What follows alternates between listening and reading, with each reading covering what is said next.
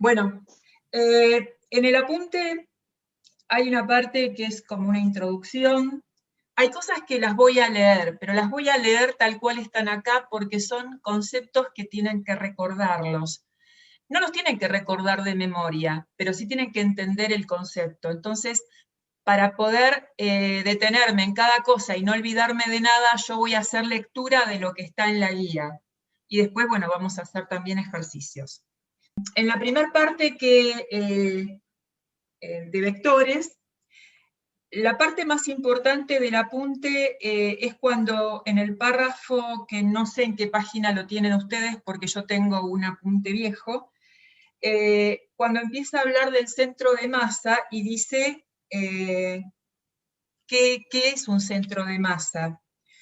A ver, todas las fuerzas y las cosas que se van a medir de algo, tienen que tener un punto en el cual se aplica esa fuerza, se aplica un vector, se hace alguna determinación, y eso siempre va a ser el centro de masa de un objeto, ¿sí? Y depende de cómo sea el objeto, figura que tenga, si es simétrico, el centro de masa puede estar en el centro, pero si no, no está en el centro, ¿sí? Y acá lo que dice es que los físicos dieron un paso más en la abstracción y simplificación. Puede suponerse toda la masa de un cuerpo concentrada en un punto imaginario. Dicho punto se llama centro de masa, que acá en este apunte se va a estar identificando como CM. Si al cuerpo en cuestión se lo toma por dicho punto, esta queda en equilibrio. ¿Y dónde se encuentra ese centro de masa? Y da el ejemplo de un anillo, que el centro de masa está en el centro de lo que son si dibujo varios diámetros sobre el anillo, va a estar en el centro, pero justamente en el centro no hay anillo. Pero es el centro de lo que es la figura de ese anillo. Si la figura es diferente, tiene asimetría, lo que dice es que se la cuelga de distintos lugares y se traza la línea vertical, y donde se cruzan todas esas líneas, ese sería el centro de masa. Ahora lo voy a dibujar. Después, en el caso de un cuerpo humano, el centro de masa estaría en la mitad, a la altura del ombligo. Y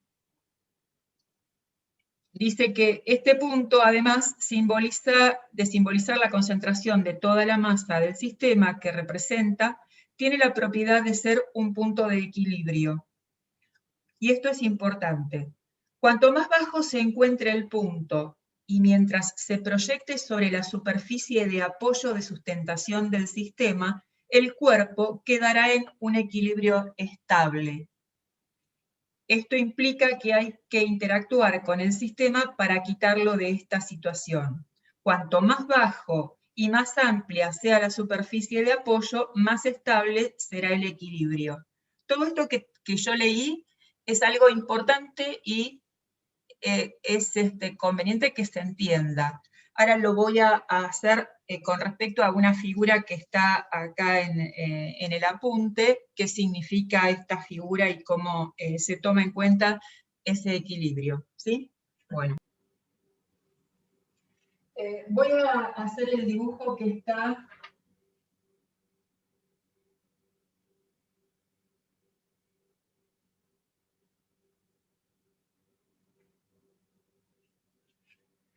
Da estas tres situaciones sobre un dibujo rectangular en donde yo trato, si yo dibujo las diagonales, este es el centro de masa de esta figura. El centro de masa ejerce una fuerza hacia vertical con respecto a la superficie donde está apoyada. En este caso, está sobre toda la base esta fuerza cae sobre toda la base, por lo tanto, esta figura está en equilibrio. Si yo acá dibujo también el centro de masa, está acá, y si yo hago algo que está, bueno, me salió más o menos, tendría que caer un poco más. Acá la idea es que esta fuerza está cayendo sobre una parte de esta base, por lo tanto, está en un equilibrio, no tan buen equilibrio como este, pero puede estar mantenida en esta posición siempre y cuando nada lo afecte. Pero en este caso, esta figura, el centro de masa ya no cae sobre la base. ¿Y acá no tienes el micrófono cuando lo silencias? ¿Qué? ¿Alguien dijo algo? Acá alguien pregunta, o sea, depende de la posición del objeto, el centro de masa. No, el centro de masa siempre está en el mismo lugar del objeto.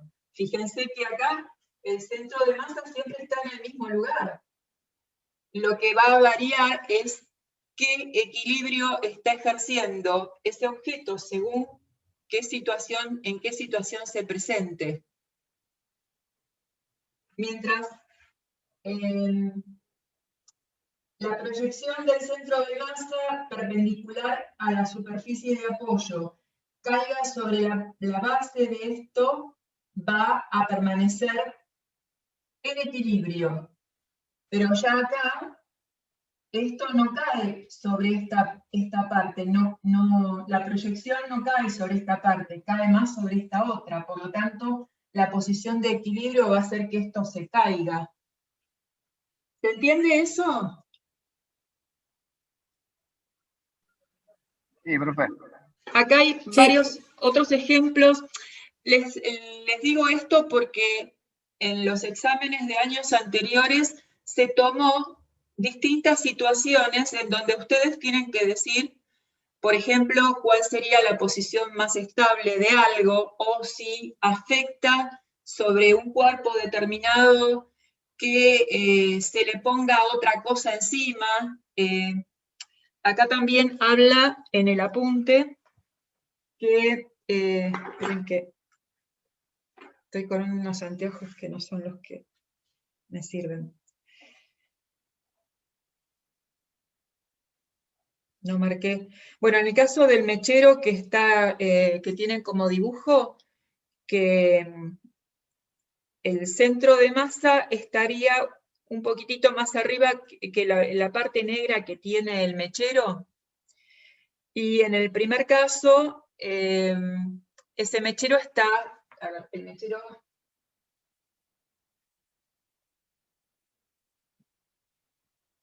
tiene esta base.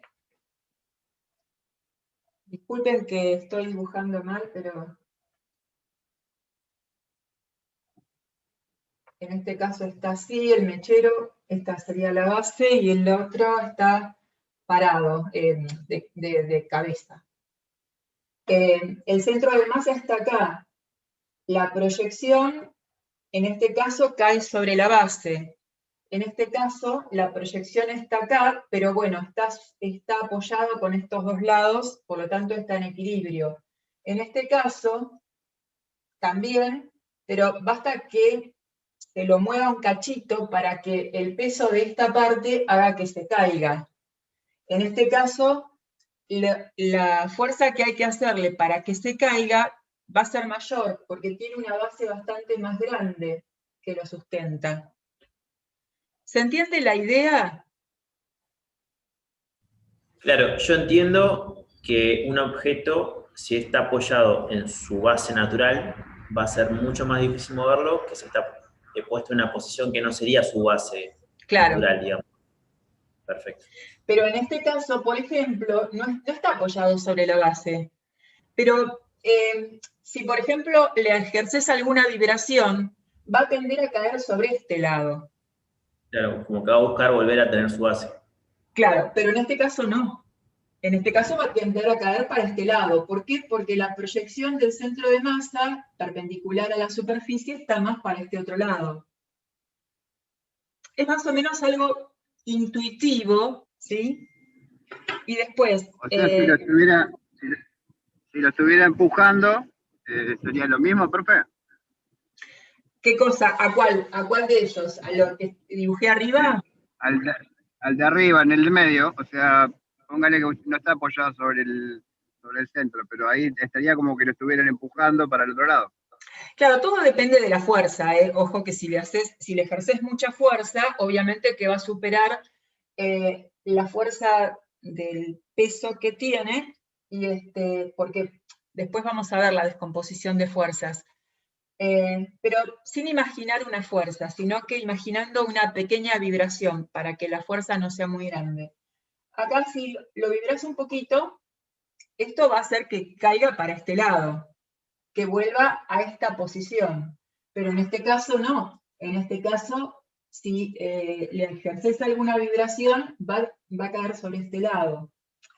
Lo que quiero que entiendan es, porque, por ejemplo, recuerdo, creo que acá está en el apunte, claro, lo que después más adelante habla sobre un micro, cuándo está más inestable, si hay gente arriba, si hay gente abajo. Depende también de cómo esté distribuido el peso, pero es algo por el momento y para ustedes, porque no se va a ver en profundidad, es algo intuitivo de qué es lo que puede pasar para que ese equilibrio se modifique. Después, más adelante, después de los mecheros, están las actividades, y dice: las imágenes muestran secciones de 4 objetos, todos de igual masa. Quiere decir que no estoy influyendo sobre el equilibrio o el centro de masa y de la estabilidad por el peso que tengan, por la masa. La posición del centro de masa de cada objeto está marcado con una cruz. ¿Qué objeto es más estable y por qué? Y están el cuadrado, el triángulo, el rectángulo y un triángulo más alto. ¿Qué imaginan ustedes? ¿Cuál sería el más estable de ellos, de esos 4? Puede ser el No B. sé, yo había puesto el segundo, el B. Claro. El segundo, sí es cierto. ¿Y por qué? Tiene el centro de masa más próximo a la base amplia, digamos. Sí, eso es una situación. Además, la distribución del peso sobre la superficie en todos los casos sería la misma. Distinto sería, a ver cómo lo explico. No, también, bueno, porque aparte es más bajo, al ser más bajo, el centro de masa está más bajo, tiene mayor superficie de apoyo con respecto a cómo es la figura del... porque a lo mejor acá entre el cuadrado y el triángulo puede que el centro de masa esté igual, pero tiene mayor superficie con respecto a la figura, mayor superficie de apoyo. ¿Sí? Y en el caso siguiente, habla de una copa vacía, se ubica sin intención sobre la unión de 2 mesas. Milagrosamente la copa se mantiene estable, tal como muestra la figura. ¿Qué punto del centro de masa, qué punto representa el centro de masa de la copa? A ver, voy a tratar de dibujarlo. La mesa está con un desnivel. La copa está apoyada acá. Okay.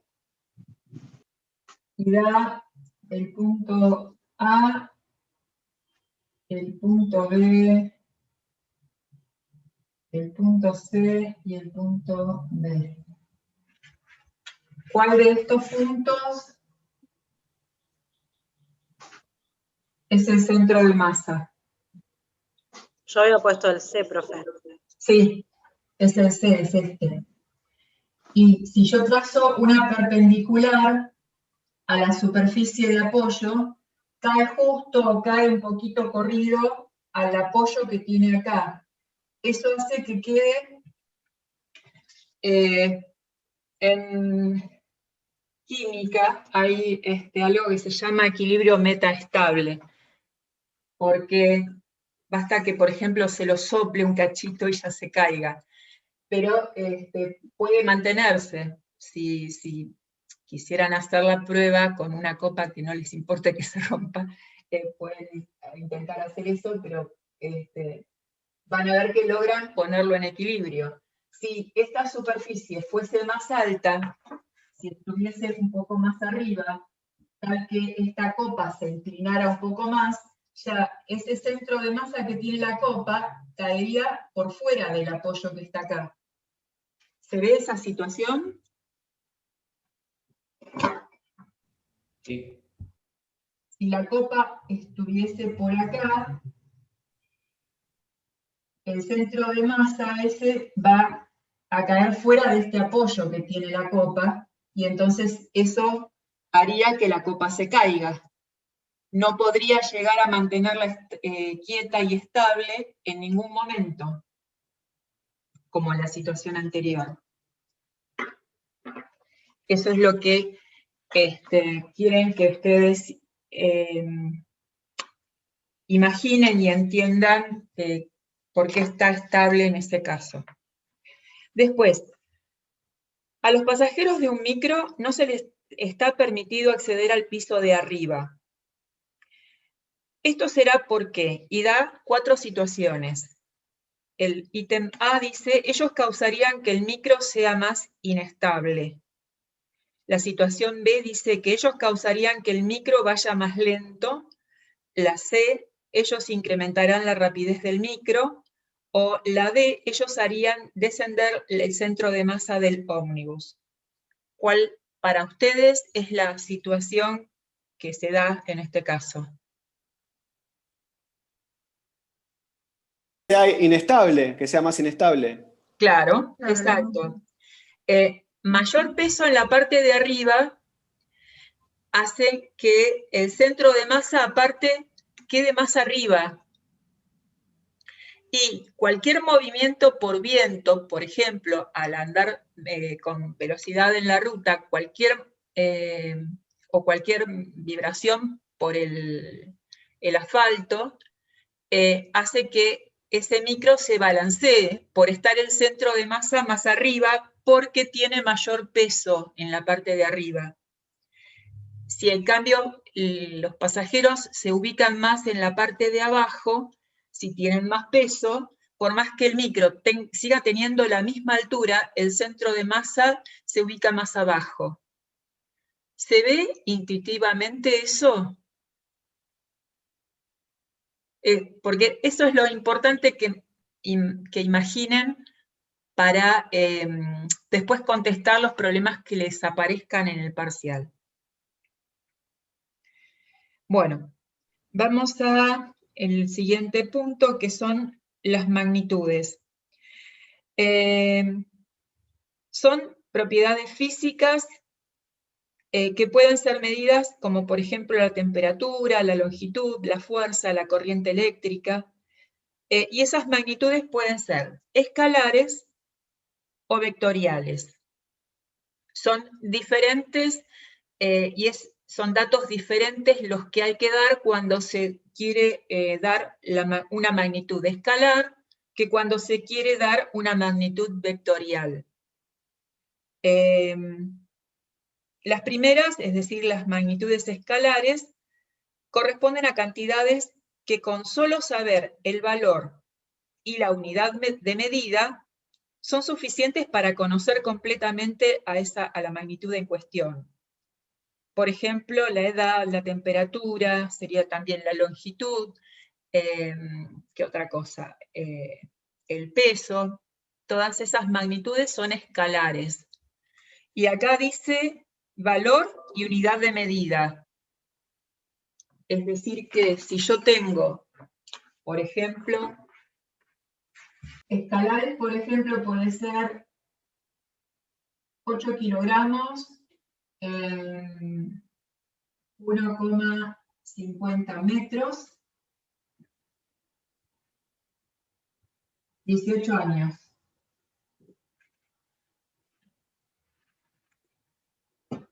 Este es el valor que tiene esa magnitud escalar. Esto es el valor. Y estas son las unidades.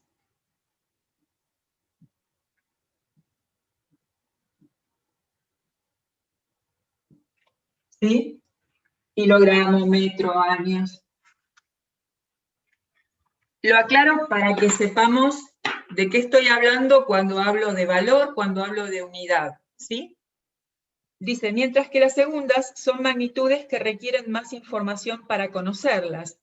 Se llama vector a todo segmento orientado en el plano. Básicamente se representa con una flecha, por lo que para conocer una cantidad representada por un vector es necesario saber su tamaño o módulo, lo que implica un valor y una unidad de medida, pero además tener idea de por dónde se encuentra la dirección o recta de aplicación y hacia dónde se dirige en virtud de los dos sentidos en los que puede recorrerse la recta de acción.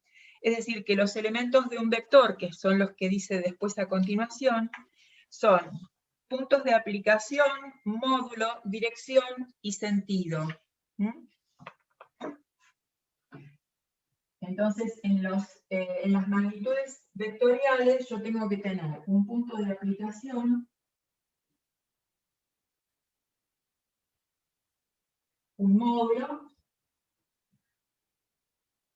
una dirección y un sentido. Estos 4 datos son necesarios para que yo pueda dar las características de un vector. En el caso del vector, bueno, en el apunte tienen un gráfico dando cada una de las cosas. Si yo tengo esta recta de acción y digo que el vector tiene este origen, tiene este módulo,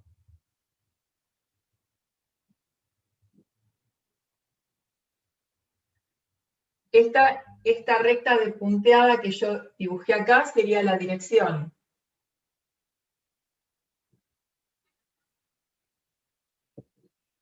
Y si el vector tiene este origen y termina acá, porque toda esta longitud es el módulo, este es el sentido. Va, para ustedes que lo están viendo, está hacia la derecha.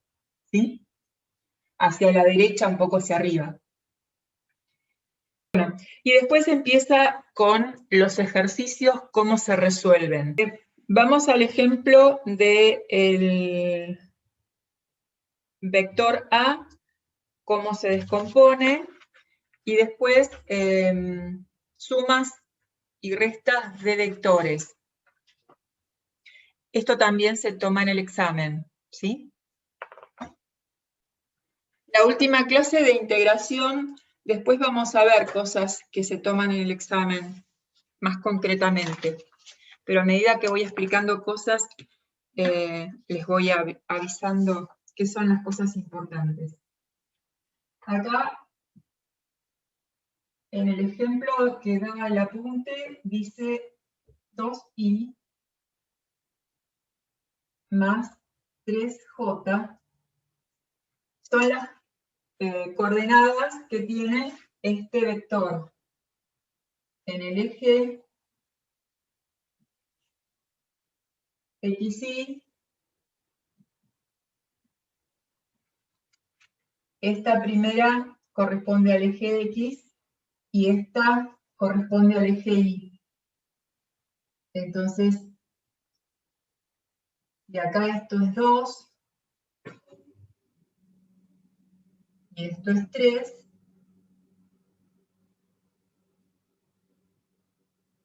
esta es la representación gráfica que tiene ese vector, con origen en el centro de coordenadas. Este es el módulo, es la dirección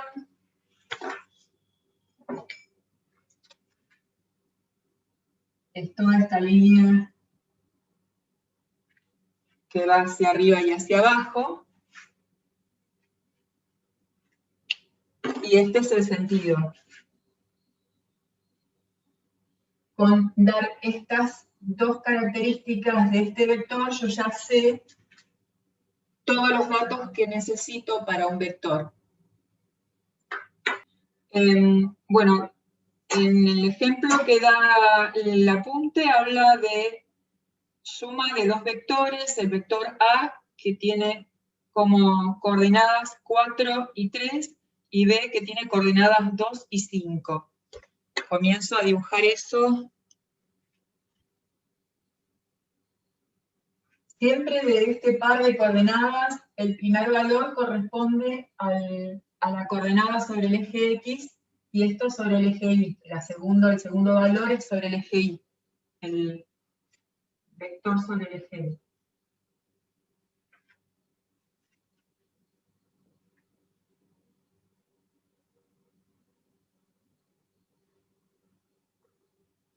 Matemáticamente, si yo tengo que hacer la suma, lo voy a hacer más grande para que lo vean.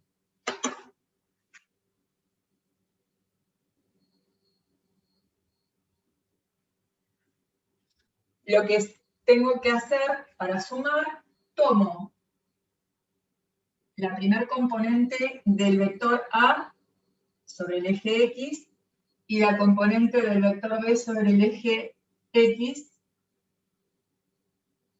Como es una suma, esos dos componentes se suman.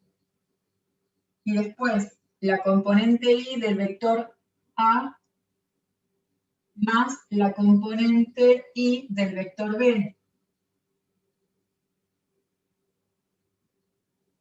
Esto me da 6 y esto me da 8.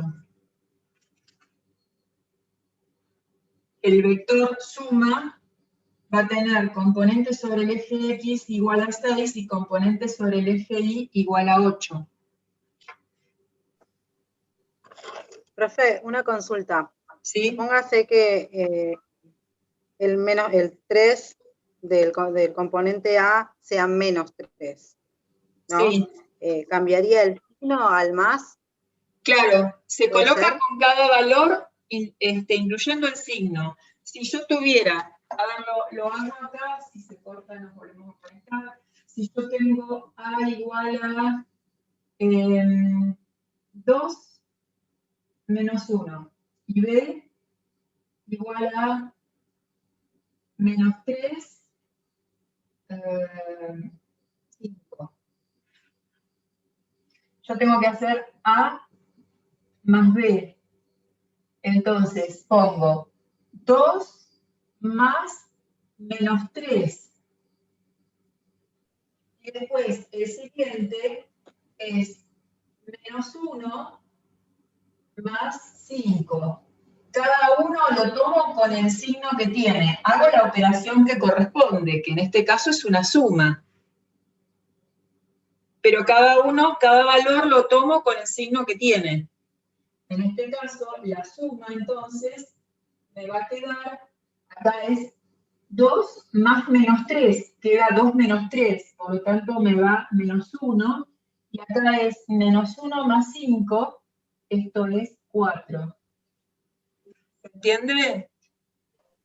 Ah, ok, profe, gracias. Habíamos visto la suma. Todavía no vimos la resta de lo que sigue en la guía, pero para hacer los gráficos de lo que sigue, así no tengo que perder tiempo. Profe, ¿le puedo hacer una pregunta? Sí.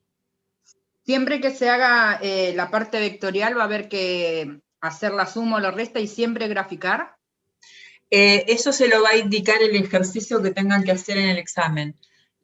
Probablemente sí tengan que hacerlo de las dos maneras, porque hasta ahora siempre se pidió que lo hagan matemáticamente y gráficamente. Buenísimo, gracias. Pero si ya lo hicieron matemáticamente, obviamente gráficamente van a tener que obtener el resultado igual a lo que obtuvieron matemáticamente, ¿no? Profe, una pregunta. Sí. Por ejemplo, antes de que se corte, que habíamos quedado en 6,8, que era el resultado de la suma A y B. ¿Cómo, Sí. ¿Cómo grafico 6 y 8? 6 es el X y 8 la Y. Claro, exacto. De todos modos, ahora lo vamos a ver con otro ejemplo y después vuelvo otra vez a lo que había quedado antes. Porque quise graficar esto porque acá en el apunte lo tienen graficado para explicarlo, ¿sí? Hacemos esta parte y después volvemos a lo que habíamos dejado anteriormente, ¿sí? En el apunte hay una parte donde cuando empieza a explicar gráficamente, da como datos este valor para el vector A, que es menos 1,7, y ese es el valor para X, y 1,5, que es el valor de la coordenada en Y. Y el vector B es 2,1 en X y 1,9 la coordenada en Y. Entonces, yo acá lo dibujé y menos 1,7 es esta parte sobre X y 1,5 es esta parte sobre Y. Por lo tanto, el vector es esto. Bueno, si yo tengo que hacer la suma,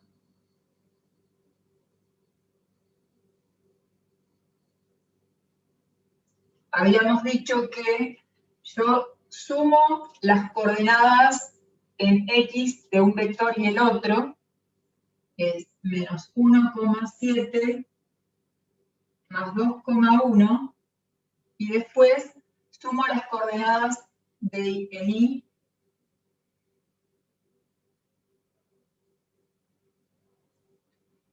y esto me da, es 1,7 negativo, menos 1,7 más 2,1. Esto me da 0,4, y esto 1,5 más 1,9 es 3,4, si no me equivoco, ¿no? ¿Cómo lo obtengo esto gráficamente? Lo que hay que hacer es, dicen la regla del paralelogramo. Lo que yo tengo que hacer es, a partir de A, tengo que transportar B. A ver, tengo que trasladar este vector, lo tengo que trasladar sobre esta línea. Y este otro vector lo tengo que trasladar hasta el extremo del otro. ¿Se entendió lo que dice? Este vector, con la misma inclinación, lo traslado hacia el extremo del vector A. Y este otro, con la misma inclinación, hacia el extremo del vector B. Por eso es la regla del paralelogramo, porque me queda dibujado un paralelogramo. Ojo que lo tienen que hacer con la misma inclinación. Y esto me va a dar la suma. A ver si lo puedo dibujar con, con otro color no tengo. Este sería el vector suma.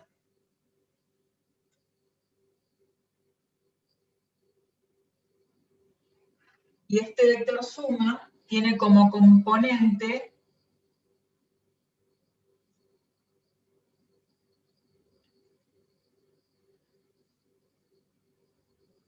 no me da menos. Algo tengo mal. Esperen que es lo que hice mal. Ah, perdón, acá tengo mal, nadie me dijo nada.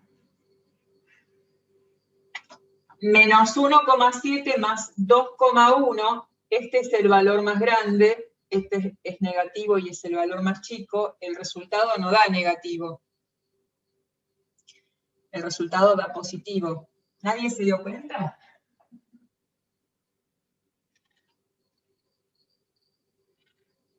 Bueno, entonces, este valor... No, eso no lo entendí. Disculpe, profe, eso no lo entendí. Si está en positivo abajo. ¿Cómo? El 0,4. El 0,4 está en positivo abajo igual. Sí, pero yo acá había puesto menos 0,4, porque es menos 1,7 más 2,1, el valor positivo es mayor que el valor negativo, por lo tanto el resultado es positivo siempre. Por lo tanto acá esto es positivo, yo había puesto acá negativo, eso es lo que digo, que nadie se dio cuenta que lo había hecho mal. Sí. Entonces, el resultado tengo coordenada en X 0,4 que coincide con esto que yo obtuve acá. Y coordenada en Y, acá tengo el valor 1, acá tengo el valor 2, acá tengo el valor 3, este es el valor 4, es apenas un poco más arriba de 3, que supongo que si lo hago bien, esto es 3,4 la coordenada de este vector que es el resultado de la suma. Profe, una consulta. ¿Sí? ¿Hay que graficar sí o sí el 1,7 y el 1,5 o se puede directamente graficar las últimas sumas del 0,4 y el 3,4? No, porque si vos tenés que hacer la suma, tenés que demostrar, si te dice el ejercicio que lo grafiques, lo tenés que graficar poniendo primero un vector y el otro, y después, usando la regla del paralelogramo, dibujarlo. Depende de lo que te diga el ejercicio.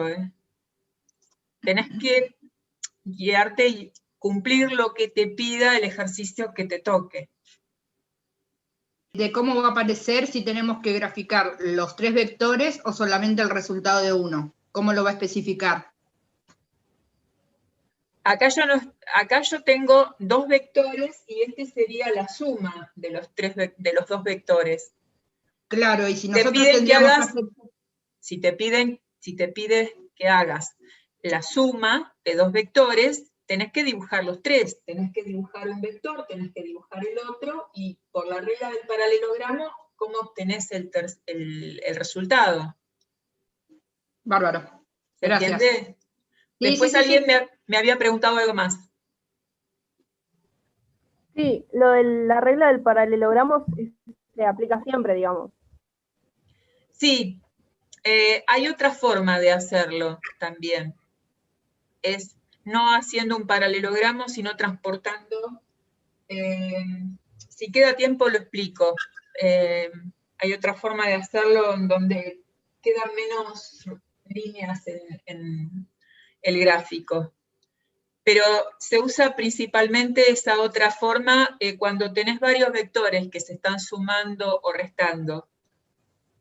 Si tenés 2, aplicás el ejemplo de abajo. No oí lo que dijiste, ¿cómo?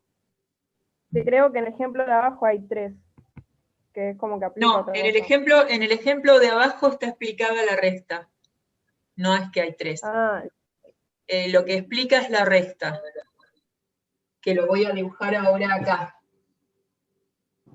Bueno, esto está, ¿vamos a la resta? En el caso de tener que hacer A menos B, acá la coordenada en X de A, ese valor le resto la coordenada de B. Y la coordenada en Y de A ese valor le resto la coordenada en Y de B. Por lo tanto, escribo menos 1,7 menos el valor 2,1, y este valor, 1,5, menos este otro valor, 1,9. Eso me da, acá son dos valores negativos que al juntarlos obtengo menos 3,8. Revisen que no me haya equivocado en el cálculo. Acá tengo 1,5 menos 1,9. Este valor es negativo, es mayor que este, por lo tanto el resultado me va a quedar negativo y 0,4. Entonces, yo tengo que hacer A menos B. Yo acá dibujé, esto es A y esto es B. El A está como rojo y el B está como azul.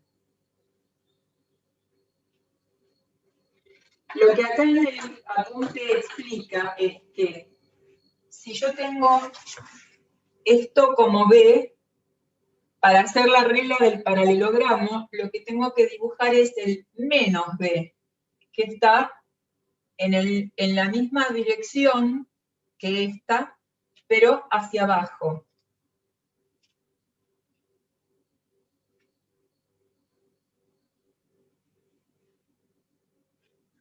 Es...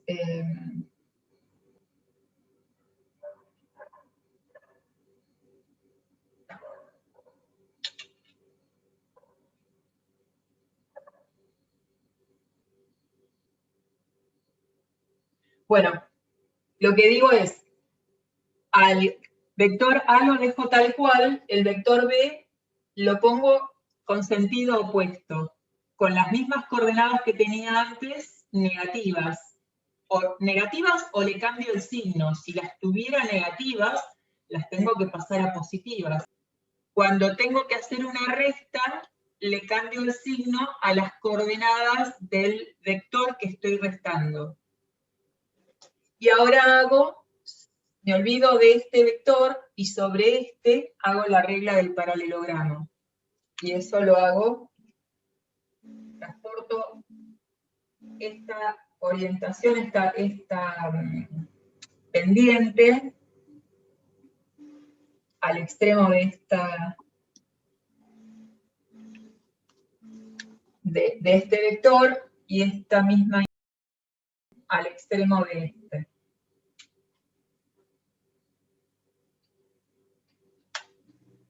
Quedaría por acá. Y este entonces es el resultado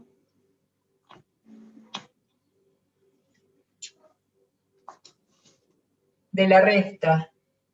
Y este vector, acá está el 1, acá está el 2, acá está el 3, tiene coordenadas menos 3,8 y acá tendría que ser menos 0,4. Profe, una consulta. Sí. Ahí lo último que usted hizo fue marcar la resta de A y B. A menos B, sí. Ok.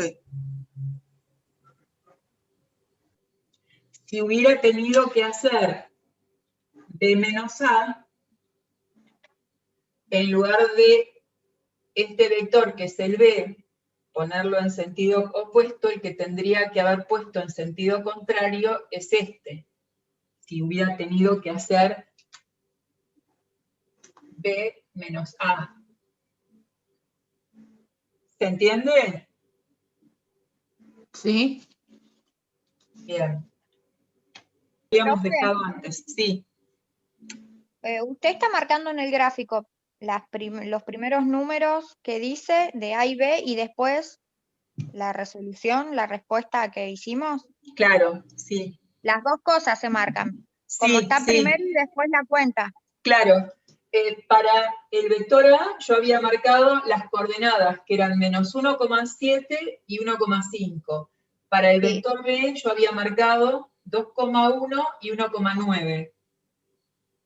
Cuando marqué que para hacer la resta, le cambié los signos a las coordenadas de B. Al cambiar los signos, me quedó menos 2,1 sobre X y menos 1,9 sobre Y. ¿Y los signos por qué se cambiaron? Porque estoy haciendo una resta.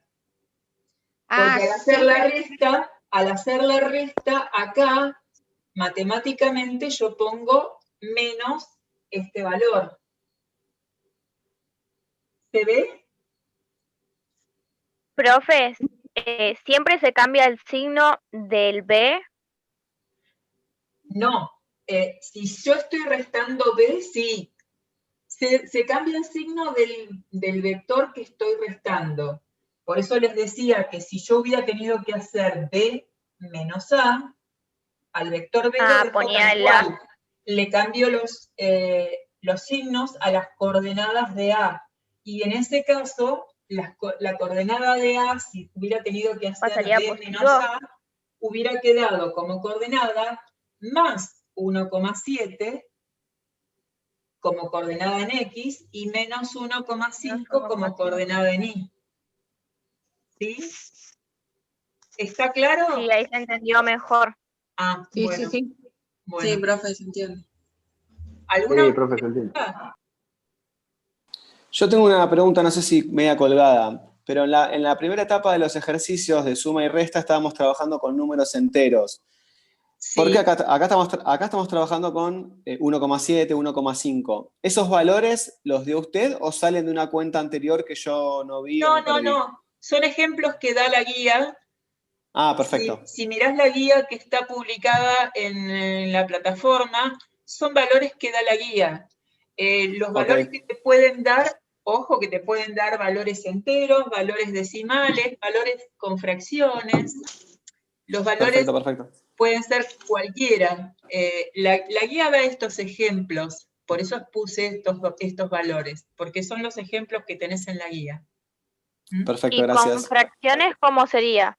¿Tiene alguno para dar de ejemplo? Con fracciones les recomiendo que hagan el cálculo de la fracción. Por ejemplo, si tuvieras como una coordenada, si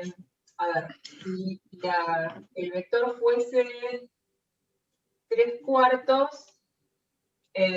menos 1/2. Estas dos coordenadas.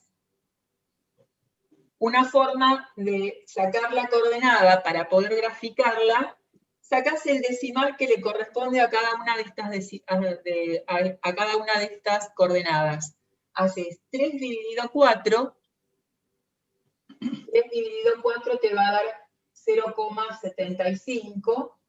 Y si haces 1/2, eso te va a dar, como es negativo, menos 0,5. Y estos números sí los sabes graficar acá. Que es resolver primero la división, digamos, y después de ahí graficar el resultado que te dé. Claro, porque es más fácil, creo. A mí se me ocurre que es mucho más fácil tenerlo como número decimal. Si en cambio de haber sido 3/4, no sé, si hubiese sido, 7/4, por ejemplo. Hagan la cuenta de cuánto da 7/4. 7 dividido 4. 1,75. Es más fácil tener que graficar 1,75 que tener que buscar cómo graficar 7/4, ¿no?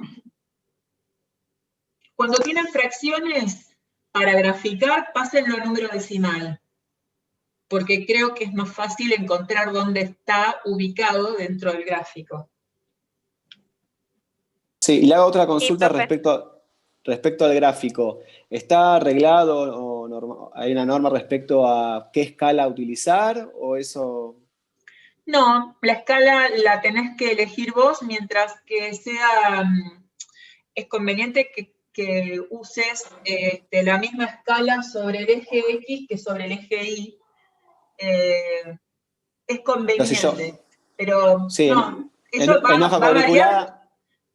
variar según los datos que tengas. Por ejemplo, si yo te doy como coordenadas de A 300 sobre el eje X y 200 sobre el eje Y. Busca una unidad, no sé, cada 100 o cada 50, de acuerdo a lo que tengas como datos en las coordenadas. Perfecto, perfecto.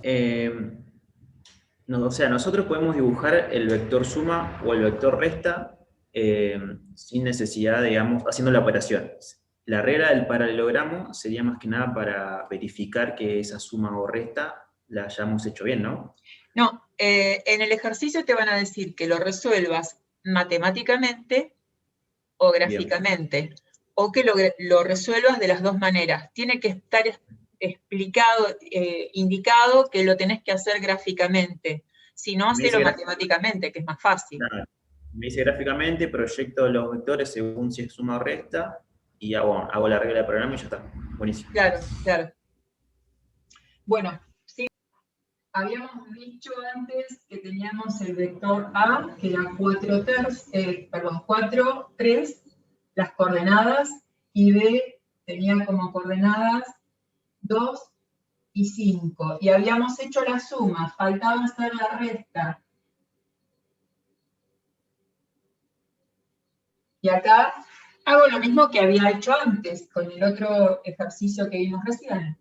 Escribo 4 y le resto la coordenada en X para B, pero se la resto. Y pongo la coordenada en Y de A y le resto la coordenada en Y de B. ¿Por qué? Porque tengo una resta. Cada una de esas coordenadas le resto a la otra. Y esto me da 4 menos 2 es 2. Y 3 menos 5 es menos 2. Y esta sería la respuesta de A menos B. Si quisiera graficarlo, lo hago rápido, para que lo veamos. 1, 2, 3, 4. 1, 2, 3. Esto es A. Y 2, 5, 1, 2, 3, 4, 5. Ojo que acá me va a dar medio cualquier cosa porque no lo estoy haciendo a escala. Esto es A y esto es B. Para hacer la resta, tengo que hacer lo mismo para abajo. Por lo tanto, me va a quedar como coordenadas menos 2 y 5. 1, 2, 3, 4, 5. Esta sería el vector hacia abajo. Si hago la regla del paralelogramo,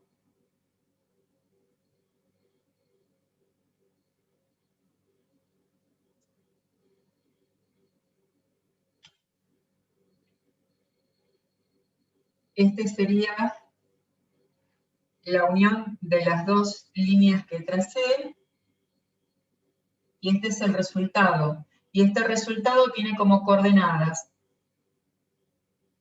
2 sobre el eje X y menos 2 sobre el eje Y, que es el valor que yo ya obtuve acá. Y acá da otro ejemplo más. A es menos 1, 4.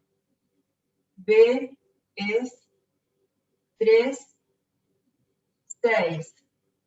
C es menos 2, menos 3. Y D es 5, 5. Pide que haga A más B más C más D. Entonces, sumo todas las coordenadas en X y después sumo todas las coordenadas en Y. Hago menos 1, pongo el menos porque el valor ya tiene el signo menos. Más 3, menos 2, más 5, y después hago 4, más 6, menos 3, pongo menos 3 porque ese es el valor que tiene, más 5. El resultado es Menos 1 más 3 son 2. 2 menos 2 me da 0, queda 5. Y acá, 4 más 6, 10, menos 3, 7, más 2, 12. ¿Ese es el valor que da? Sí. Y este es el valor final. Y esto Profe, dijo 2 y es 5, me parece. En ese dijo menos 3 más 2. Igual le dio bien el resultado, da 12. 4 más 6 son 10. Menos 3, 7. 7 más 5, 12. Genial, había entendido otra cosa. Cálculo que hice. Si esto lo tuviera que graficar, ya la regla del paralelogramo es complicado. No se hace de esa manera. Al vértice de A se le agregan las coordenadas de B, al resultado de S se le agregan las coordenadas de C, y así sucesivamente se van colocando los distintos vectores uno a continuación del otro. Esa es la forma de hacerlo. ¿Sí? ¿Le hago una pregunta, profe? ¿Sí? Se va haciendo desde el extremo, ¿no? En el caso Claro, claro. Se toma el extremo del vértice de un vector como si fuese ese el origen. Y entonces se le agrega los valores, por ejemplo, a ver, en el caso, bueno, de estos dos, por ejemplo.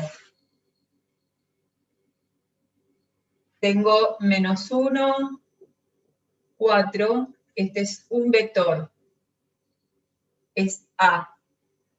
Acá, a este extremo, le agrego el vector B, que es 3 sextos, 6. Entonces, tomo como si acá fuese otra vez el eje de coordenadas. Hago 3 sobre X. Si esto ya era 1, acá, para este lado, a partir de este lado, tengo que tomar 3. Y para arriba, 6.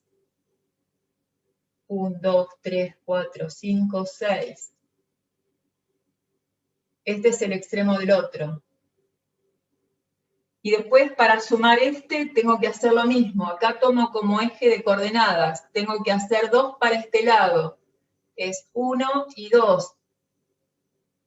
Y para arriba, perdón, para abajo sería 3. 1, 2, 3. Es acá. El otro vector es este. Y después se agrega este. 5, 5. Tomo como eje de coordenadas. Sí. ¿Puede ser que en uno de los ejercicios de la actividad estaba para hacer ese? Sí, en el ejercicio, en la parte de ejercitación, en el 3, tienen que hacer eso. Pero les tengo que hacer una aclaración en eso después, porque el que sabe trigonometría puede calcularlo. El que no sabe bien trigonometría, le faltan datos para calcularlo. Está bien, yo hice el básico, o sea, más o menos como lo que está explicando usted ahora. Claro. Creo que me dio bien después. A ver, este tendría que hacer 5, 1, 2, 3, 4, 5 hasta acá, y 5 hacia arriba. 1, 2, 3, 4, 5. Este sería el final, acá. Y entonces esto tiene como coordenada 5, que es lo que me dio acá, y acá tiene 5 más 6, 7, 8, 9, 10, 11 y 12, que es lo que me dio acá. No sé si se entendió lo que quise decir. Porque lo hice muy rápido y lo estoy haciendo sobre un dibujo muy chico. Pero se toma como extremo, el extremo de un vector se toma como eje de coordenadas del siguiente. Y así se va graficando el otro. ahí ya no se usa la regla del paralelogramo y se complica un poco más. Bueno,